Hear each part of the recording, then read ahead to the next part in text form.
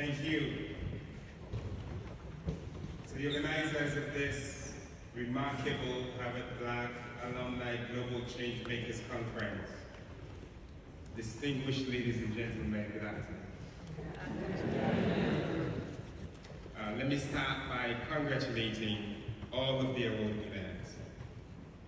You inspire all of us to be more visionary and more impact-driven in what we do. The courage and leadership you embody, what you've shown us today, what you've shared with us throughout your life's work, precisely is why I feel so blessed to be here with you today.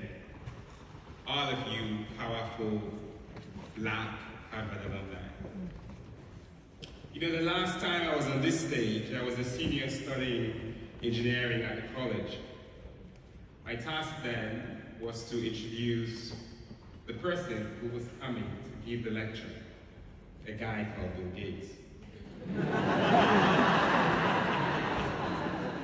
When I recall the thoughts in my head back then, it was very simple.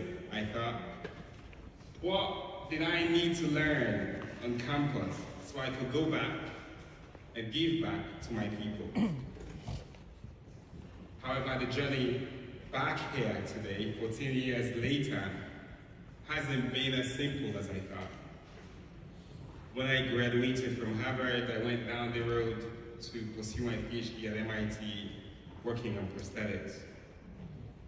Afterwards, I joined IBM Research in Kenya and South Africa before I finally returned home to serve. First, as the country's first Chief Innovation Officer and advisor to the President. Then at 33, I was appointed as the Minister of Basic and Senior Secondary Education, which was the flagship program for the country. Today, it pleases His Excellency to appoint me as Chief Minister of the Republic of Sierra Leone.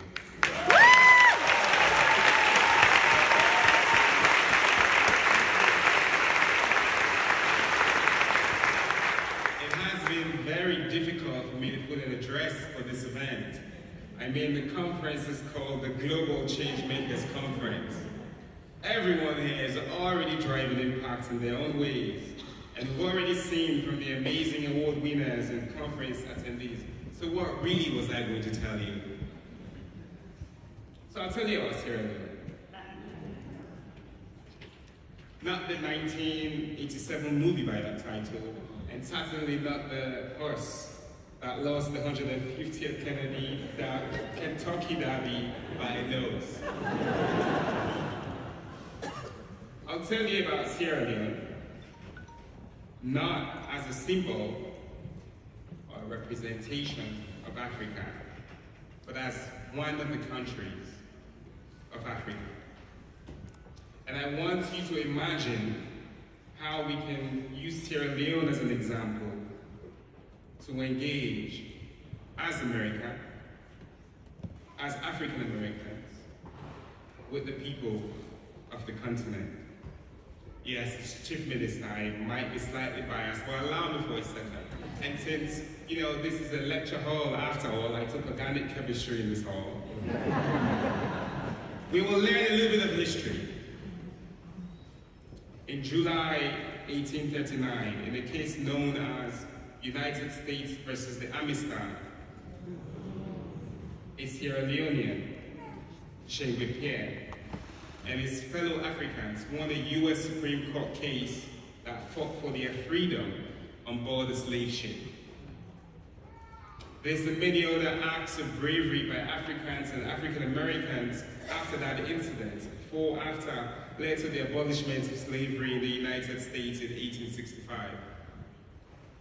Nearly 60 years later, in 1898, another Sierra Leonean, by Bure, resisted the way in which the British colonial masters were extracting tax from locals in the Protectorate. That fight, known as the Hot Tax War then, was credited with shaping how colonization ended.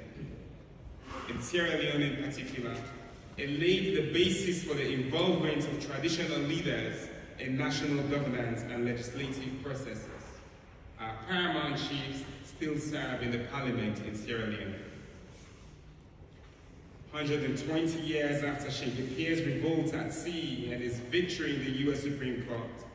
Last week, Sierra Leone's president, Dr. Julius Maada Bio, again traveled to the United States, though this time voluntarily, to lead the universal call for the reform of the United Nations Security Council. Africa needs its voice included at the table, and that is why we are championing the reform of these global multilateral institutions.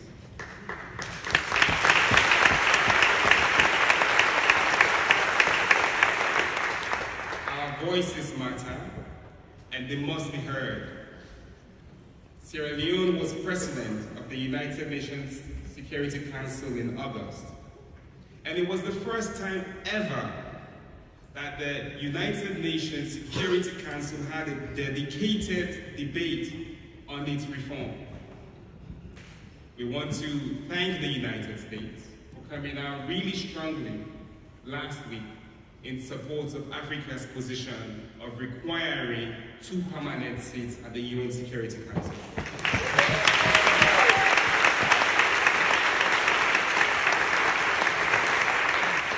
Today I have a special case to make as well, and I want you all to join me on this call because it will shape the opportunities for better cooperation and deeper connections between Africa and America, and between Africans and African Americans. This week, the world adopted what is known as Pact for the Future at the United Nations General Assembly and the Summit for the Future. Within the Pact is what they call the Global Digital Compact and the Declaration for Future Generations. My friends, I want to open our eyes to a somewhat accepted economic exploitation. I won't call it modern day slavery just yet. But this is an act of injustice that is being practiced by big tech. You know what's not so demure?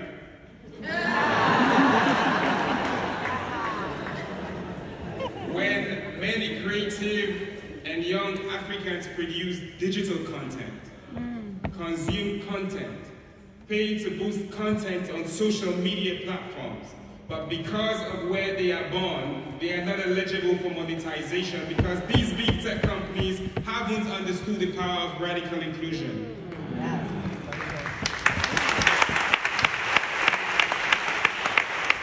We must work together to raise our voices and take actions to get everyone to reach their fullest potential. It must not matter that the person who made that video was based in America. She, if she were in Sierra Leone, should have been eligible to earn from the work that they produce. And so, I want us to commit to the practice of radical inclusion. A commitment to keep fighting for everyone to be included, no matter who they are, where they come from, and how they show up. That is when we begin to experience justice in the world. Hundreds of millions of Africans, 70% of the population is under 35, are creative, not able to earn money for content they produce, consume, and own. That is not so mindful, and it's not so cutesy. It is injustice. Unity, freedom, and justice is the coat of arms for Sierra Leone. And this weekend, we've demonstrated that we need more unity, we need to experience more freedom, and keep fighting for more justice. Because when there is more justice, then we can build on the existing foundations that will yield prosperity for our peoples. Now, I want to invite you to come to Africa and to Sierra Leone, to do business, to enjoy culture, and to promote the arts. And the opportunities are there. Just yesterday, I was in Washington, D.C. with the president, and Sierra Leone signed a $460 billion United States compact to the United States government, a grant from the U.S. Millennium Challenge Corporation to support our energy sector transformation.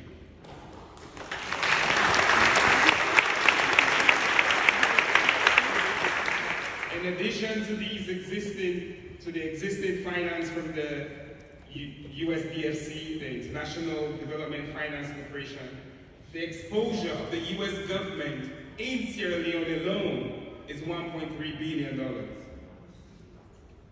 How many of those companies going to benefit are Black-owned?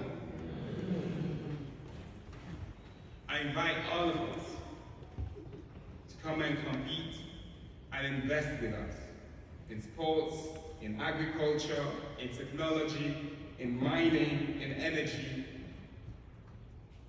The largest mining company in Sierra Leone is American. The owner is not one of us. He could be one of us. So I wish to see many more Black-owned companies in Freetown, Kinshasa, Lilongwe, and Cape Town.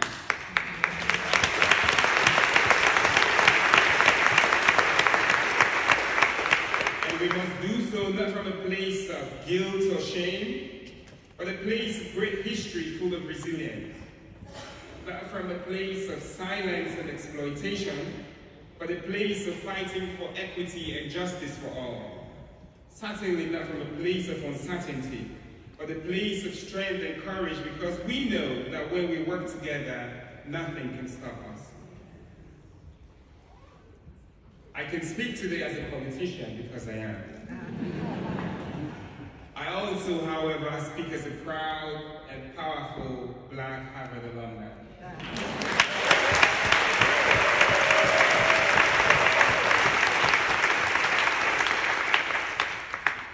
I want to thank the organizers for creating this space for us to be present, experience ourselves, and fully celebrate each other.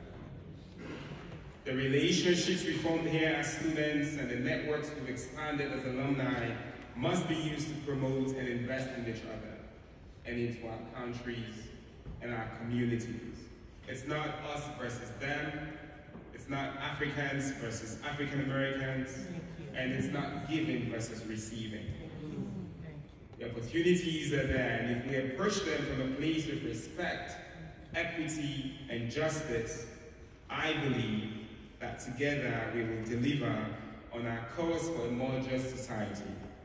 The power in this room, on this campus over the last 2 days, is palpable. Let's go and light up the world. Thank you.